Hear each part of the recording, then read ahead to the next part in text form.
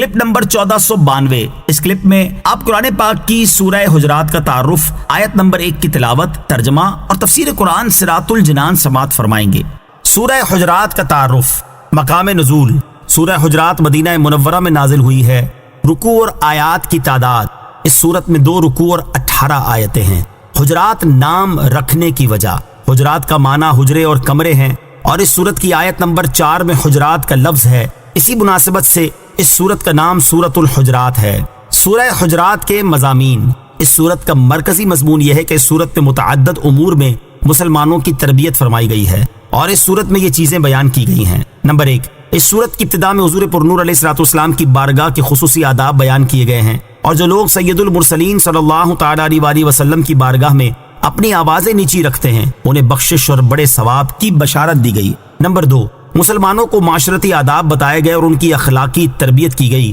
کہ تحقیق کیے بغیر کوئی خبر قبول نہ کریں، کسی مسلمان کے بارے میں بدگمانی نہ کریں، کسی کی غیبت نہ کریں، کسی کا نام نہ بگاڑیں اور کسی کا مذاق نہ اڑائیں۔ نمبر 3، یہ حکم دیا گیا کہ اگر مسلمانوں کے 2 گروہ آپس میں لڑ پڑیں تو ان میں صلح کرا دی جائے، اور اگر وہ صلح نہ کریں تو ان میں سے جو گروہ باطل پر ہو تو اس کے ساتھ جنگ کی جائے یہاں تک کہ وہ راہ راست پر گامزن ہو جائے۔ نمبر 4، اس سورت کے آخر میں اپنے ایمان کا احسان جتانے والوں کی سرزنش کی گئی، اور یہ بتایا گیا کہ کسی کا اسلام قبول کرنا اللہ کے رسول صلی اللہ علیہ وسلم پر کوئی احسان نہیں ہے، نیز حقیقی مسلمان وہ ہے جو اللہ تعالیٰ اور اس کے رسول علیہ الصلوۃ والسلام پر ایمان لائے، پھر وہ دین کے کسی کام میں شک نہ کرے اور اپنی جان اور مال سے اللہ تعالیٰ کی راہ میں جہاد کرے۔ سورہ فتح کے ساتھ مناسبت: سورہ حجرات کی اپنے سے ماقبل سورت فتح کے ساتھ ایک مناسبت یہ ہے کہ سورہ فتح میں کفار کے ساتھ جہاد کرنے کے بارے میں بیان ہوا، اور سورہ حجرات میں باغیوں کے ساتھ جہاد کرنے کے بارے میں بیان ہوا۔ دوسری مناسبت یہ ہے کہ دونوں صورتوں میں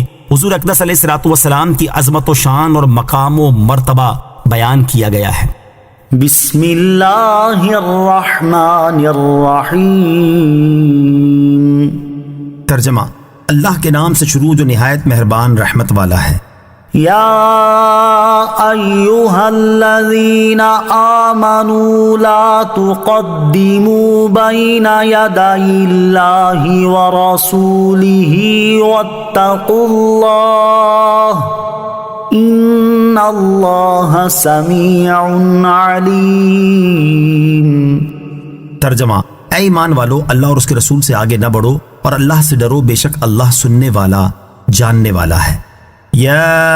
ایہا الذین آمنوا، اے ایمان والو۔ اس آیت میں اللہ تعالیٰ نے ایمان والوں کو اپنے حبیب صلی اللہ تعالیٰ علیہ وسلم کا ادب و احترام ملحوظ رکھنے کی تعلیم دی ہے، اور آیت کا خلاصہ یہ ہے کہ اے ایمان والو، اللہ تعالیٰ اور اس کے رسول صلی اللہ تعالیٰ علیہ وسلم کی اجازت کے بغیر کسی قول اور فعل میں اصلاً ان سے آگے نہ بڑھنا تم پر لازم ہے، کیونکہ یہ آگے بڑھنا رسول کریم علیہ الصلوۃ والسلام کے ادب و احترام کے خلاف ہے، جبکہ بارگاہ رسالت میں نیاز مندی اور آداب کا لحاظ رکھنا لازم ہے، اور تم اپنے تمام اقوال و افعال میں اللہ تعالیٰ سے ڈرو، کیونکہ اگر تم اللہ تعالیٰ سے ڈرو گے تو یہ ڈرنا تمہیں آگے بڑھنے سے روکے گا، اور ویسے بھی اللہ تعالیٰ کی شان یہ ہے کہ وہ تمہارے تمام اقوال کو سنتا اور تمام افعال کو جانتا ہے، اور جس کی ایسی شان ہے اس کا حق یہ ہے کہ اس سے ڈرا جائے۔ اس آیت کے شان نزول سے متعلق مختلف روایات ہیں، ان میں سے 2 روایات سماعت کیجیے۔ نمبر 1، چند لوگوں نے عید الاضحیٰ کے دن سرکار دو عالم صلی اللہ تعالیٰ علیہ وسلم سے پہلے قربانی کر لی تو ان کو حکم دیا گیا کہ دوبارہ قربانی کریں۔ نمبر 2، حضرت عائشہ رضی اللہ تعالیٰ عنہا سے مروی ہے کہ بعض لوگ رمضان سے 1 دن پہلے ہی روزہ رکھنا شروع کر دیتے تھے،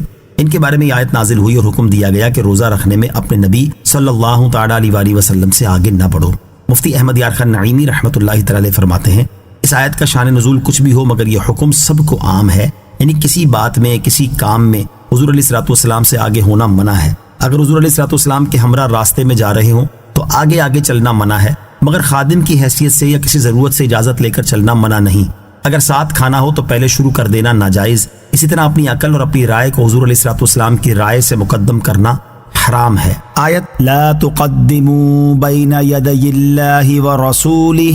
سے متعلق 5 باتیں، یہاں اس آیت سے متعلق 5 باتیں سماعت کیجیے۔ نمبر 1، اللہ تعالیٰ کی بارگاہ میں سید المرسلین صلی اللہ تعالیٰ علیہ وسلم کی شان اتنی بلند ہے کہ ان کی بارگاہ کے آداب اللہ تعالیٰ نے ارشاد فرمائے ہیں۔ نمبر 2، اس آیت میں اللہ تعالیٰ اور رسول کریم صلی اللہ تعالیٰ علیہ وسلم دونوں سے آگے نہ بڑھنے کا فرمایا گیا، حالانکہ اللہ تعالیٰ سے آگے ہونا ممکن ہی نہیں ہے، کیونکہ وہ نہ زمانے میں ہے نہ کسی مکان میں، اور آگے ہونا یا زمانے میں ہوتا ہے یا جگہ میں، معلوم ہوا کہ آیت کا مقصد یہ ہے کہ رسول کریم علیہ الصلوۃ والسلام سے آگے نہ بڑھو، ان کی بے ادبی دراصل اللہ تعالیٰ کی بے ادبی ہے۔ نمبر 3، حضور علیہ الصلوۃ والسلام کے خادم کی حیثیت سے یا کسی ضرورت کی بنا پر آپ سے اجازت لے کر آگے بڑھنا اس ممانعت میں داخل نہیں ہے، لہٰذا احادیث میں جو بعض صحابہ کرام رضی اللہ تعالیٰ عنہم کا نبی کریم علیہ الصلوۃ والسلام کے آگے آگے چلنا مذکور ہے، وہ اس آیت میں داخل نہیں، کیونکہ ان کا چلنا خادم کی حیثیت سے تھا۔ یوں ہی حضرت ابوبکر صدیق رضی اللہ تعالیٰ عنہ کا امامت کروانا بھی اس میں داخل نہیں، کیونکہ آپ کا یہ عمل نبی پاک علیہ الصلوۃ والسلام کی اجازت سے تھا۔ نمبر 4، علامہ اسماعیل حقی رحمۃ اللہ تعالی فرماتے ہیں،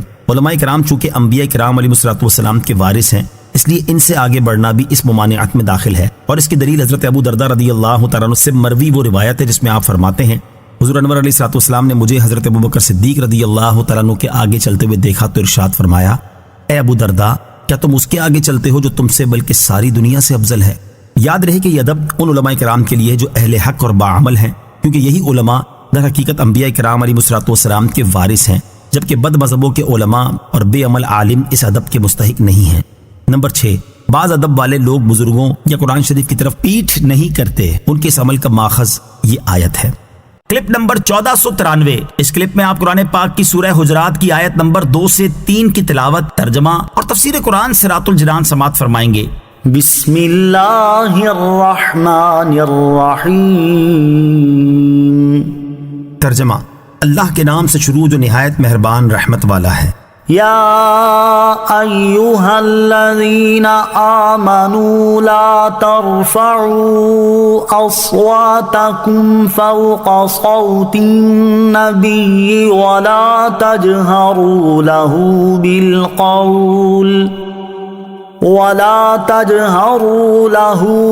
بالقول كجهر بعضكم لبعض أن تحبط أعمالكم وأنتم لا تشعرون۔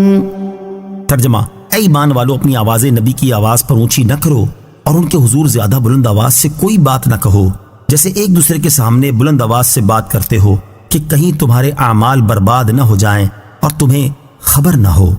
یا ایہا الذین آمنوا لا ترفعوا اصواتکم فوق صوت النبی،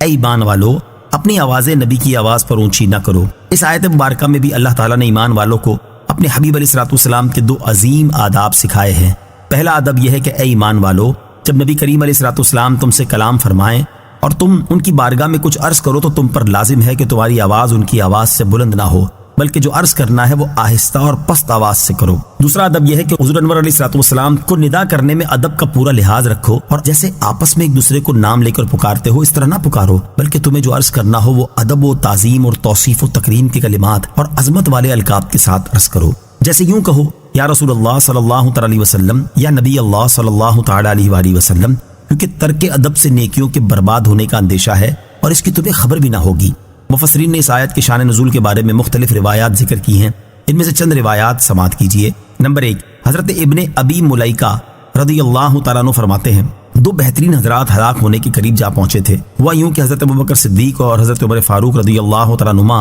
نبی کریم علیہ الصلوۃ والسلام کی بارگاہ میں اس وقت اپنی آوازیں اونچی کر دی تھیں جب بنو تمیم کے سوار بارگاہ رسالت میں حاضر ہوئے تھے۔ ان میں سے ایک صاحب نے بنی مجاشع کے بھائی اقرا بن حابس کی طرف اشارہ کیا کہ انہیں ان کی قوم کا حاکم بنا دیا جائے، اور دوسرے نے ایک اور شخص کی جانب اشارہ کیا۔ حضرت ابوبکر رضی اللہ تعالیٰ عنہ نے حضرت عمر رضی اللہ تعالیٰ عنہ سے کہا، آپ یہ کہہ کر میری مخالفت کرنا چاہتے ہیں؟ حضرت عمر نے کہا، میں تو آپ کی مخالفت کرنا نہیں چاہتا۔ یہ گفتگو کرتے ہوئے ان دونوں حضرات کی آوازیں بلند ہو گئیں۔ اس پر اللہ تعالیٰ نے یہ آیت نازل فرمائی، یا ایہا الذین آمنوا لا ترفعوا اصواتکم فوق صوت النبی۔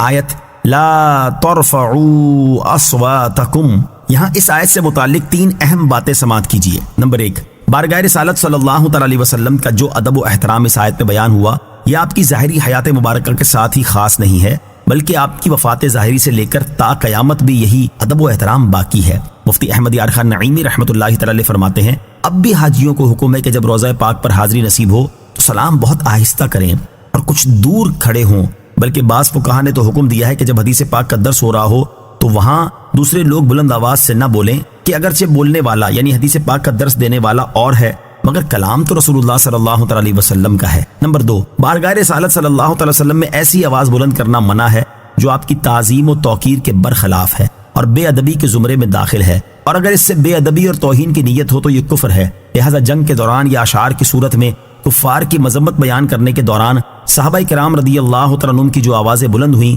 وہ اس آیت میں داخل نہیں، کیونکہ یہ تعظیم و توقیر کے خلاف نہ تھیں بلکہ بعض مقامات پر نبی کریم علیہ الصلوۃ والسلام کی اجازت سے تھیں۔ اسی طرح اذان کے وقت جو آواز بلند ہوئی وہ بھی اس میں داخل نہیں، کیونکہ اذان ہوتی ہی بلند آواز سے ہے۔ نمبر 3، علماء کرام کی مجالس میں بھی آواز بلند کرنا ناپسندیدہ ہے، کیونکہ یہ انبیاء کرام علیہ الصلوۃ والسلام کے وارث ہیں۔ ان الذين يغضون اصواتهم عند رسول الله اولئك الذين امتحن الله قلوبهم للتقوى لهم مغفرة واجر عظيم۔ ترجمہ، بے شک جو لوگ اللہ کے رسول کے پاس اپنی آوازیں نیچی رکھتے ہیں یہی وہ لوگ ہیں جن کے دلوں کو اللہ نے پرہیزگاری کے لیے پرکھ لیا ہے، ان کے لیے بخشش اور بڑا ثواب ہے۔ ان الذين يغضون اصواتهم عند رسول اللہ، بے شک جو لوگ اللہ کے رسول کے پاس اپنی آوازیں نیچی رکھتے ہیں۔ شان نزول یہ ہے کہ جب یہ آیت یا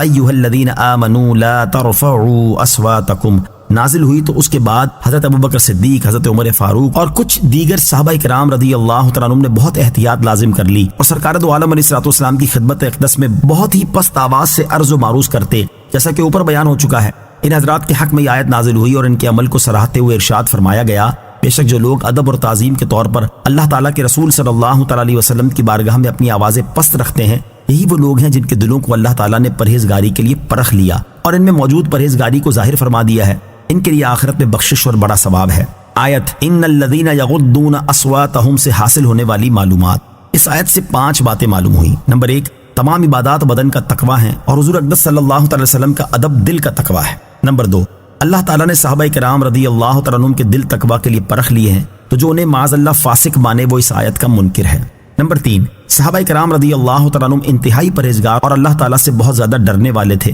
کیونکہ جس نے نبی کریم علیہ الصلوۃ والسلام کو اللہ تعالیٰ کا رسول مان لیا اور آپ کی اس قدر تعظیم کی کہ آپ کے سامنے اس ڈر سے اپنی آواز تک بلند نہ کی کہ کہیں بلند آواز سے بولنے کی بنا پر اس کے اعمال ضائع نہ ہو جائیں، تو اس کے دل میں اللہ تعالیٰ کی تعظیم اور اس کا خوف کتنا زیادہ ہوگا۔ نمبر 4، حضرت ابوبکر صدیق اور حضرت عمر فاروق رضی اللہ تعالیٰ عنہما کی بخشش یقینی ہے، کیونکہ اللہ تعالیٰ نے ان کی بخشش کا اعلان فرما دیا ہے۔ نمبر 5، ان دونوں بزرگوں کا اجر و ثواب ہمارے وہم و خیال سے بالا ہے، کیونکہ اللہ تعالیٰ نے اسے عظیم فرمایا ہے۔ ویڈیو دیکھنے کا شکریہ۔ اگر آپ چینل پر نئے ہیں تو سبسکرائب کر لیں اور ساتھ ہی ساتھ بیل آئیکن پر بھی کلک کر دیں تاکہ یوٹیوب ہماری ہر ویڈیو کا نوٹیفیکیشن سب سے پہلے آپ کو بھیج دے۔ جزاک اللہ۔